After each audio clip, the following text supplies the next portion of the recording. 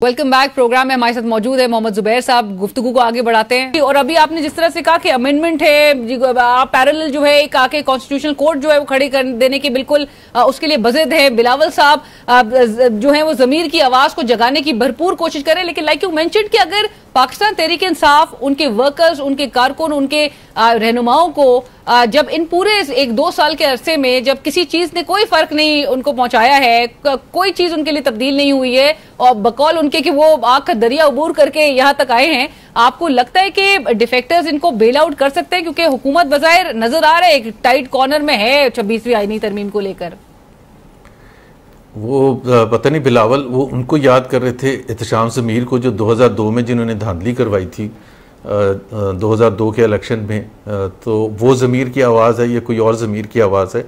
लेकिन मेरे अनफॉर्चुनेटली मैं इस चीज़ में मैं सोचता तो ये हूँ कि I am wrong in this, but मेरा अपना ख्याल है जोड़ तोड़ करके, डरा के, धमका के, किडनैप करके लेके आ जाएंगे असेंबली में टू गेट इनफ नंबर्स। और मैं ये भी बता दूं, देखें ये काफ़ी मरहले पार करने। अभी जो हुकूमत का जो सबसे बड़ा चैलेंज है वो सेनेट में 2/3 है, जो इस वक्त नहीं है, और वो रिलाई कर रहे हैं। और ये मैं आपको बता रहा हूँ, वो रिलाई कर रहे हैं कि ये जैसे ही फिल होंगी सीट्स, जो रिजर्व सीट्स हैं जो इलेक्शन कमीशन करेगा, वो जब पूरी हो जाएंगी तो नेशनल असेंबली को तो बड़ा आसान हो जाएगा। लेकिन सेनेट में फिर वो केपी असेंबली को फोर्स करेंगे कि सेनेट के अपने मुंतखब करें, और वो जो रिजर्व सीट्स केपी में जाएंगी उसकी वजह से 2-3 उनको एक्स्ट्रा सीट्स मिल जाएंगी केपी से सेनेट में, और उसकी वजह से वहां 2/3 उनको लेके आ जाएंगे। सो मराहिल काफी हैं, टाइम कम है,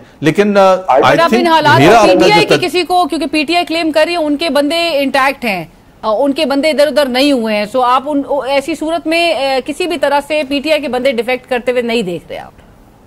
नहीं, मैं तो देख रहा हूं, पता नहीं पीटीआई, अल्लाह करे मैं गलत हूं, मुझे नहीं पता, बट हालत ये है अलीना कि पीटीआई के बहुत सारे मेंबर्स हैं, दर्जनों मेंबर्स हैं जो अंडरग्राउंड हैं इस वक्त, डर खौफ से कि उनको उठा के लेके चले जाएंगे और उनके लिए फिर उनको फोर्स करेंगे और किसी ना किसी तरह से या कोई इंसेंटिव दे के या डरा के धमका के। So they have gone underground. I mean, is this the way amendment लाने के लिए? Bilawal Bhutto should answer this fundamental thing. क्या आप अमेंडमेंट इस तरह से लेके आते हैं? क्या कॉन्स्टिट्यूशन आइन इस तरह से बनता है? क्या 1973 का आइन भुट्टो साहब ने, उनके नाना ने इस तरह से बनाया था, डरा के धमका के लोगों को पकड़ के और किडनैप करके, और आप उनको फिर असेंबली में लेके आए और कहें कि वोट डालें? अभी ये कौन सा तरीका है? और ये जो पार्लियामेंटेरियंस अभी ये तमाम सियासतदान, जुबैर साहब, आपके ख्याल में जो खंदक खोद रहे हैं, इससे कभी निकल पाएंगे? बिल्कुल, ये इनके लिए बिल्कुल इम्पॉसिबल होएगा। और मैं आपको अभी रिसेंट एग्जांपल दे देता हूं। 2019 में जो अमेंडमेंट पास हुई थी जिसकी वजह से जनरल बाजवा को एक्सटेंशन मिली थी, तो पीएमएलएन ने उसके लिए वोट डाला था। तकरीबन 99% जो मेंबर्स थे, सिवाय एक आध के शायद खान अब्बासी वगैरह के जिन्होंने नहीं डाला था, सबने वोट डाला था। आज बुला के खुर्रम दस्तगीर से, आज किसी से बुला के पूछ लें, आज परवेज रशीद से बुला के पूछ लें, आप किसी से बुला के पूछ लें कि क्या आपने वोट सही डाला था, सब डिसोन करेंगे, सब 100% डिसोन करेंगे। तो आपको जो डर की फजा होती है उसको थोड़ा सा महसूस करना होता है कि ये इस वक्त है, थोड़ा सा आपने हिम्मत करनी है और इससे बाहर निकल आना है। अगर क्या होगा, सबसे बड़ा खतरा ये है कि जी वो चीफ जस्टिस मंसूर आएंगे और जैसे ख्वाजा आसिफ ने कहा है कि शायद वो ऑडिट करवाएंगे 2024 के इलेक्शन, तो सो बी इट। अगर इंसाफ होना है तो होने देना इंसाफ। ये तो खुद कहते हैं कि हम जीत के आए हैं, फिर क्यों ऑडिट से डर रहे हैं भाई? आप फिर अगर आपके फॉर्म 45 सही रिफ्लेक्ट कर रहे हैं फॉर्म 47 से, तो फिर आपको किस चीज का डर खौफ होना चाहिए? फिर तो आप हिम्मत करें और आप कहें ये देखें जी ये फॉर्म 45 है, ले आए हमारे हरीफ जितने भी हैं उनके भी फॉर्म 45 ले आए और कर लें मैच। तो फिर तो आपको हिम्मत करनी चाहिए। पीटीआई का मुंह बंद हो जाएगा और आपके लिए कामयाबी होगी। इलेक्शन ऑडिट का जो खतरा नजर आ रहा है, डज दिस रिफ्लेक्ट कि अब इनको पता है कि चेंज ऑफ कमांड की तरफ मामला जाना है और जस्टिस मंसूर अली शाह साहब ही अगले चीफ जस्टिस के तौर पे अपना चार्ज संभालेंगे? मेरे ख्याल है वो तो बड़ा क्लियर है कि अभी तो उस हवाले से इनके पास कोई ऑप्शन नहीं है और जस्टिस मंसूर अली शाह ही चीफ जस्टिस बनेंगे। लेकिन अभी भी जो मेरी इतलात हैं, वैसे मैं आपको बता दूं, जो मुझे शक है, जो मैंने कुछ कानों में सुना है कि वो अभी भी ये अमेंडमेंट के थ्रू 25 से पहले वो जो 5 रुकनी कमेटी बनेगी, वो पांच नाम प्रपोज किए जाएंगे और प्राइम मिनिस्टर उसमें से या वो कमेटी चूज करेगी। अभी भी this effort is going on right now. तो आप खुद सोच लें कि उनके लिए it's a matter of life and death.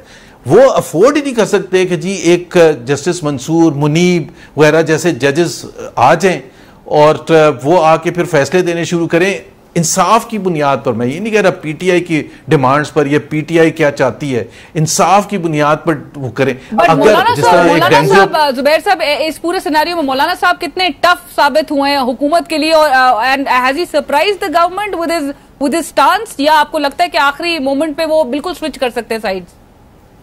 आखिरी मोमेंट पर स्विच कर सकते हैं, बिल्कुल कर सकते हैं, लेकिन वो जो 15 सितंबर को जब ला रहे थे अमेंडमेंट, उस वक्त तो देखें ना, एक थोड़ी सी एक कर्टसी भी होती है, थोड़ा सा अपना नाम भी हिस्ट्री के लिए रखना पड़ता है। ये तो आप बिल्कुल क्लियर है अलीना, 25 करोड़ लोगों को including all the PML and PPP and MQM and MNAs and senators कि उस दिन सुबह 11:30 बजे उनको कुछ नहीं पता था, उनके पास बंद लिफाफे थे, उन बंद लिफाफों पर उन्होंने मोहर लगानी थी पाकिस्तान के आइन को डिसमेंटल करने की, but they were going ahead with it.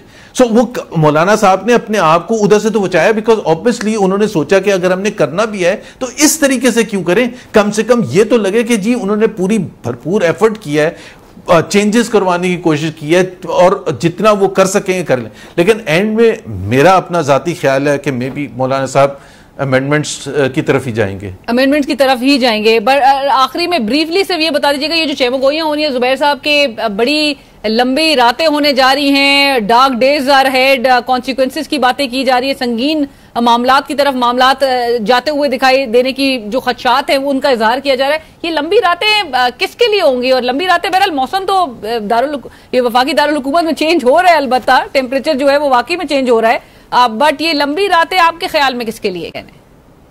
अभी आप कह रही हैं संगीन होने जा रहा है, अभी इससे ज्यादा संगीन और क्या होगा? ऑलरेडी इतना संगीन।